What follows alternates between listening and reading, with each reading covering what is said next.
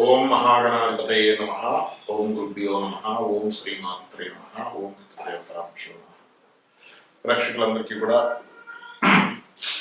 ఆ లలితాంబిక అమ్మవారి యొక్క అనుగ్రహం పరిపూర్ణంగా కలగాలని కోరుకుంటూ ఈరోజు మనం చెప్పుకోబోయేటువంటి టాపిక్ ఏమిటి అంటే, ఏ గ్రహం అంటే మనకి రవి నుంచి శని వరకు సప్తగ్రహాలు, రాహుకేతువులు ఛాయాగ్రహాలు. ఈ గ్రహాల్లో ఏ గ్రహం బాగోకపోతే ఎటువంటి ఫలితాలు, బాగుంటే ఎటువంటి ఫలితాలు, ఒకవేళ బాగోనట్లయితే మీకు జరిగే ఫలితాలను బట్టి మీరు ఏ పరిహార మార్గం చేసుకుంటే మీకు ఆ గ్రహ సంబంధించినటువంటి మంచి ఫలితాలు వచ్చి మీరు ఏ రకంగా మీరు లబ్ధి పొందుతారు అనేటువంటి విషయాన్ని మనం తెలుసుకుందాం. శుక్రగ్రహము, చాలా మందికి శుక్రుడు అనగానే అబ్బా అసలు నాకు అద్భుతంగా ఏదో కలిసి రాబోతుంది అనేటువంటిది ఉంది. నిజంగా అతను కనుక బాగుంటే అద్భుతంగా లగ్జరీ లైఫ్ని ఇస్తాడు, అందులో సందేహం లేదు. శుక్ర భగవానుడు బాగుంటుంది. మరి ఇవన్నీ ఎలా వస్తాయి మనకి? ఒకటే గుర్తుపెట్టుకోండి, మన సనాతన ధర్మంలో, శాస్త్రాల్లో, పురాణాల్లో, వేదంలో అన్నింటిలో చెప్పేది ఒకటి: మనిషికి జన్మలు ఉంటాయి. పాస్ట్ లైఫ్లో చేసుకున్నటువంటి గుడ్ కర్మ ఆర్ బ్యాడ్ కర్మ ఒక గ్రహ రూపైన ఒక సాఫ్ట్వేర్ క్రియేట్ చేశారు భగవంతుడు. ఆ గ్రహ రూపైన స్టోర్ అయి మనం ఈ జన్మ అనుభవిస్తుంటాం. ఇట్స్ గుడ్ ఆర్ బ్యాడ్, అది కర్మ అంతే. అది గుడ్ కర్మ అంటారా, బ్యాడ్ కర్మ అంటారా, మీరు బాధపడతారా, అది కర్మ. మీరు ఏది ఇస్తే అది వస్తుంది ఇక్కడ.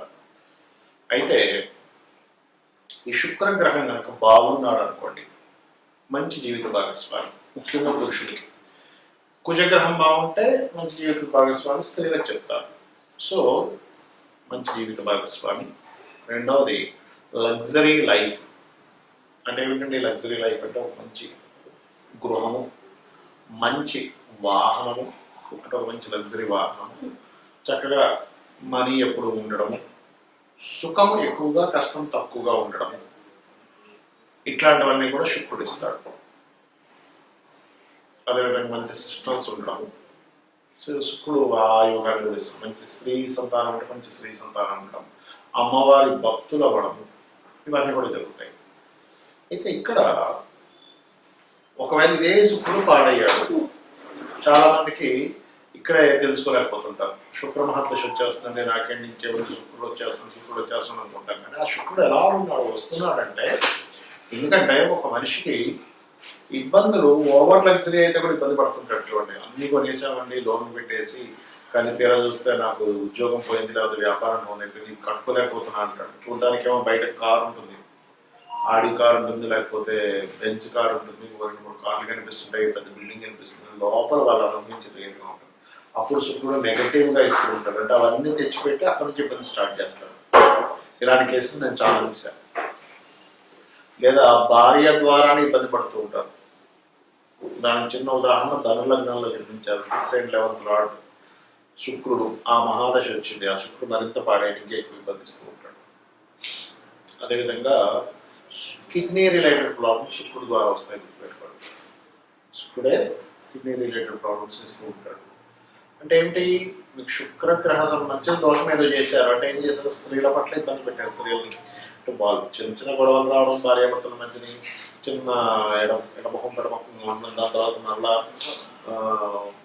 ఒక చిన్న గొడవలా వచ్చి మళ్ళీ నార్మల్ అయిపోవడం, కలిసి ఉండడం, దట్ ఈస్ డిఫరెంట్. నేను ఆ భార్య గురించి మాట్లాడటం లేదు. పని కట్టుకొని కొంతమంది ఇబ్బంది పెడతారు. అది సొంత భార్యలు కావచ్చు, చెల్లెలు కావచ్చు, లేకపోతే పరస్త్రీని కావచ్చు. అంటే వాళ్ళకి ఇంకా వీళ్ళు పని కట్టుకొని ఇబ్బంది పెట్టినారు. వీళ్ళు ఏ ఇబ్బంది పెట్టకుండా వాళ్ళు బాధపడిపోతే దానికి సంబంధం లేదు, గుర్తుపెట్టుకోండి. పని కట్టుకొని కనుక ఎవరైనా స్త్రీని ఇబ్బంది పెట్టినా, అమ్మవారి ఆలయంలో ఏదైనా దోషము చేసినా, ముఖ్యంగా ఈ శుక్ర దోషము, స్త్రీ శాపము అంటారు దీన్ని, స్త్రీ శాపం తగులుతుంది. అలా కాకుండా మీరు మంచి పనులు చేశారనుకోండి, అమ్మవారి ఆలయాలు కట్టించడం కానీ, అమ్మవారి ఆలయం కట్టేటప్పుడు నీ వంతు ఏదైనా సహాయం చేయడం కానీ, అదేవిధంగా స్త్రీల పట్ల మీరు ఇబ్బంది పెట్టకుండా, వాళ్ళకి బాధ కలుగుతుందని తెలుసుకొని ఇంకా వాళ్ళకి హెల్ప్ చేయడం చేస్తే శుక్ర సంబంధించిన దోషం రాదు. మరి నాకు ఆల్రెడీ ఇబ్బందులు ఎదుర్కొంటున్నానండి, మరి ఏం చేయాలి అంటే సింపుల్. నవగ్రహాల్లో ప్రత్యేకంగా శుక్ర కేతు గ్రహాల దగ్గర దీపారాధన చేయండి. రెండవది ఏమిటంటే, మీ జన్మజాతకంలో శుక్రుడు ఏ గ్రహాల ద్వారా పాడేది కూడా చూసుకోండి.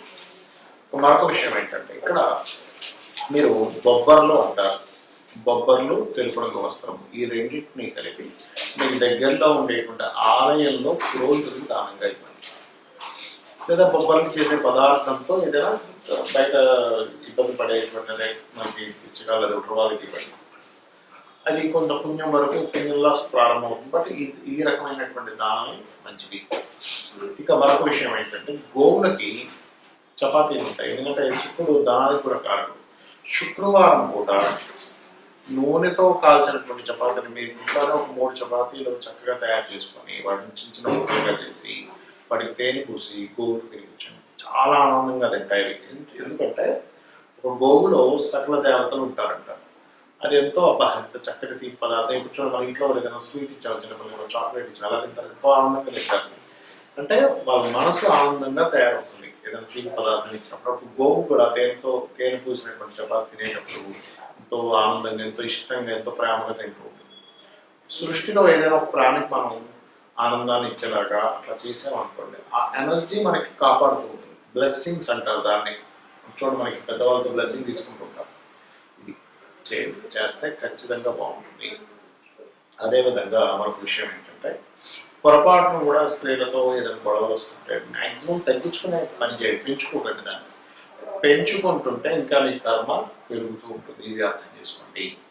ఇప్పటి వరకు మనం చెప్పుకున్నటువంటిది ఏదైతే ఉందో దాని పర్టికులర్గా కొన్ని కండిషన్స్ ఉంటాయి. ఏమిటది? కండిషన్ నెంబర్ 1, మీ పర్సనల్ చార్ట్లో లగ్నం నుంచి క్యాల్కులేషన్ చేసి ఆ యొక్క రవి ఒక్కొక్కసారి రవి కావచ్చు, నవగ్రహాలు ఏదైనా కావచ్చు, పొజిషన్స్ బట్టి కూడా మీకు ఫలితాలు అనేవి కూడా మారుతుంటాయి. పెట్టుకోండి. అది ఎలా అంటే మీ జన్మజాతకంలో లగ్నానికి శుభుడా పాప ఎలా ఉన్నారనేటువంటిది. రెండోది ఏమిటంటే ఇప్పటి వరకు మనం చెప్పినటువంటి ఏదైతే పరిహారాలు ఉన్నాయో అందులో మీ యొక్క తత్వం మార్చుకునే పరిహారాలు, మీరు చేసే కర్మలకు సంబంధించినటువంటిది, మీరు చేసేటువంటి దానాలకు సంబంధించినది, జపం సంబంధించినది ఏదైతే ఉన్నాయో ఇవన్నీ కూడా కంటిన్యూస్గా చేయాలి.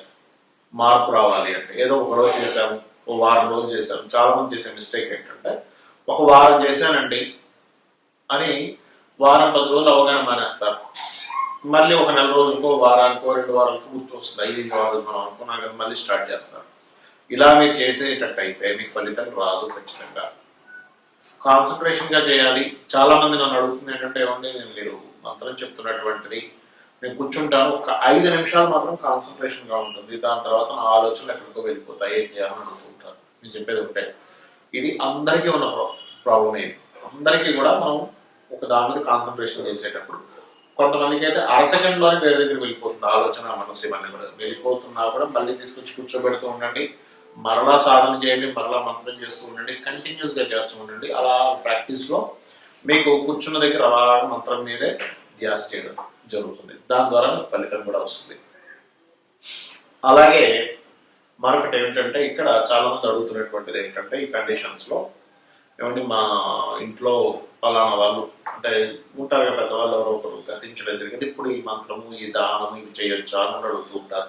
నేను చెప్పేది ఒకటే, కేవలం 11 రోజులు మాత్రమే ఉంటుంది. 11వ రోజు తర్వాత నుంచి ఆలయానికి వెళ్ళొచ్చు, దానం ఇవ్వచ్చు, ఇంట్లో దీపారాధన చేయొచ్చు, మరియు ఏదైనా సరే ఒక నామం తీసుకొని జపం చేసుకోవచ్చు. దీనికి ఎటువంటి దోషము లేదు. ఇవన్నీ ఎందుకు చెప్తున్నానంటే మీకు చాలా మందికి ఒక రెమెడీ చెప్పిన తర్వాత మరి ఇప్పుడు ఇలా ఉంది, చేయొచ్చా చేయకూడదు అని అడుగుతూ ఉంటారు. అలాగే మరొకటి ఏంటంటే మీరు దేవతా ఆరాధనతో పాటు పితృదేవత ఆరాధన అంటారు. లలిత అమ్మవారు దేవతా రూపంలోని పితృదేవతా రూపంలో 2 రూపాలలోని ఎనర్జీ ఇస్తున్నటువంటిది అమ్మవారి అని చెప్పి మనకి స్పష్టంగా లలితా సహస్రనామాలు చెప్పబడింది. కాబట్టి మనం చేయాల్సింది ఏమిటి? కేవలం ఇంట్లో దేవతా పూజ లేకపోతే నిత్య దేవతారాధన, ఆలయానికి వెళ్ళడంతో పాటు అమావాస్యలు వచ్చినప్పుడు ప్రత్యేకంగా పితృదేవతల కోసమని స్వయం పాకం ఇవ్వండి. స్వయం పాకం అంటే మీకు బియ్యము 1 కిలోను, 2 కిలోలు, 5 కిలోలు మీ స్తోమతలు బట్టి బియ్యము, 2 రకాల పప్పులు, ఏవైనా వండుకునేటువంటి పప్పులు 2 రకాలు, ఆకుకూర 2 రకాల కూరగాయలు, పప్పు మిరపకాయలు, ఉప్పు ఇటువంటివి ఇస్తారు. ఇది బ్రాహ్మణుడికి ఈశ్వర స్వరూపంగా భావించి చెప్పాలి. ఇవి ఎందుకు ఇవ్వాలి అంటే మనకి తెలియకుండానే మన గ్రహస్థితి ఒక్కోసారి దేవతా ఆరాధనతో పోదు. పితృదేవత ఆరాధన చేస్తేనే పోతుంది. అంటే వాళ్ళ కృతజ్ఞతాభావంతో మనం ఇస్తున్నాం. చాలా మంది అనుకుంటారు ఏంటి, ఏమంటే మరి ఇక్కడ ఇస్తే ఈ వీళ్ళకి ఇస్తే అక్కడికి ఎలా వెళ్తుంది అని. ఇక్కడ మీరు అర్థం చేసుకోండి, ఒక బ్యాంకులో మనం చెక్ వేస్తే ఎక్కడో దేశంలో ఉండేటువంటి వాళ్ళకి డబ్బులు ఇవ్వట్లేదా? అలాగే మనము ఏదైనా సరే ఈ దేవతా శక్తి కానీ పితృదేవతా శక్తి కానీ ఎలా ఉంటుంది అంటే మీకు చాలా స్పష్టంగా చూపిస్తున్నటువంటిది. మన కంటికి కనబడేటువంటిది కాకుండా కంటికి కనబడకుండా కూడా ఒక కర్మ అనేటువంటిది జరుగుతూ ఉంటుంది, ఆ ఎనర్జీ అనేటువంటి ఫ్లో అవుతూ ఉంటుంది. కాబట్టి కంప్లీట్గా పితృదేవతలు ఉన్నారు, దేవతలు ఉన్నారు, భగవంతుడు అనేవాడు ఉన్నాడు, ఇప్పుడు నేను ఎంత అనుభవిస్తున్నా ఇదంతా పూర్వజన్మలో చేసినటువంటి కర్మనే. ఇది బాగా అర్థం చేసుకోవాలి ముఖ్యంగా. ఇప్పుడు నేను ఏదైతే అనుభవిస్తున్నానో అది మంచి కావచ్చు, చెడు కావచ్చు, ఇదంతా పాస్ట్ లైఫ్లో నేను చేసినటువంటి కర్మ ఇప్పుడు అనుభవిస్తున్నాను. దీన్ని తొలగించుకోవడం కేవలం దేవతారాధన పితృదేవతారాధన ద్వారానే అనుకోవాలి. ఇక మరొక పాయింట్ చెప్పి ముగిస్తాను. చాలా మంది అంటుంటారు, ఏమండి ఈ దానము ఆలయంలో ఉన్న పురోహితుడికే ఇవ్వాలా, బయట బెగ్గర్స్ ఉంటారు లేకపోతే ఇంకెవరైనా ఉంటారో వారికి ఇవ్వచ్చా అని అడుగుతూ ఉంటారు. ఒకటే గుర్తుపెట్టుకోండి, శాస్త్రాల్లో దీనులకి అంటే పాపం ఇబ్బంది పడుతున్న వారికి చేయమని చెప్పింది, మీరు గ్రహ సంబంధించిన దానము చేయమని చెప్పింది. అయితే రెండింటికి రిజల్ట్స్ వేరు ఉంటాయని చెప్పబడింది. ఏమిటది అంటే మీరు ఒక పురోహితుడికి ఇస్తున్నారు ఆలయంలో, వీరికి ఇచ్చేటువంటి దానం శాస్త్రోక్తంగా ఒక సంకల్పం చదువుకొని ఫలానా గ్రహ దోషము పోవాలి అని దానం ఇస్తున్నారు. అంటే ఏమిటి, మీ యొక్క పాస్ట్ లైఫ్లో చేసిన కర్మ యొక్క దోషాన్ని ఈ యొక్క పురోహితుడు తొలగించడానికి ఆ దానాన్ని తీసుకుంటున్నాడు. తర్వాత అతను గాయత్రి జపం చేసుకుంటాడు. దాని ద్వారా మీ యొక్క కర్మ చాలా మటుకు దగ్ధం అయ్యేటువంటి ప్రాసెస్ ఈ దానం. మరి బయట ఇస్తాను చూసారా, బయట ఎవరికైతే మీరు బిచ్చగాళ్ళకు అనుకునే వాళ్ళకి లేకపోతే ఏమీ లేనటువంటి పేదవారికి మీరు దానం ఇస్తారు.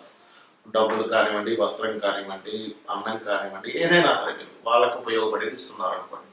ఇది దేనిగా కన్వర్ట్ అవుతుంది అంటే మీరు పాస్ట్ లైఫ్లో చేసినటువంటి దోషము తొలగించడానికి అది తోడ్పడదు, ఫ్యూచర్ వాడికి ఉపయోగపడుతుంది. అంటే ఏమిటి, నెక్స్ట్ జన్మకి పుణ్యంగా మారుతుంది. ఇది డొనేట్ చేసేవన్నీ కూడా పుణ్యంగా మారుతాయి. దోషం తీసేసేయడానికి పురోహితుడు ఇచ్చేవన్నీ కూడా పాస్ట్ లైఫ్లో చేసినటువంటి దాన్ని దోషం తొలగించడానికి ఉపయోగపడతాయి. దీన్ని దృష్టిలో పెట్టుకొని మీరు దానం చేయండి అనేటువంటి తప్పు లేదు. సో ఇప్పుడు నేను చెప్పినటువంటి కండిషన్స్ ఏవైతున్నాయో ఇవన్నీ పాటించి మీరు ఆ లలితాంబిక అమ్మవారి యొక్క అనుగ్రహాన్ని పరిపూర్ణంగా పొందాలని మనస్ఫూర్తిగా కోరుకుంటూ శ్రీమాత్రే నమః.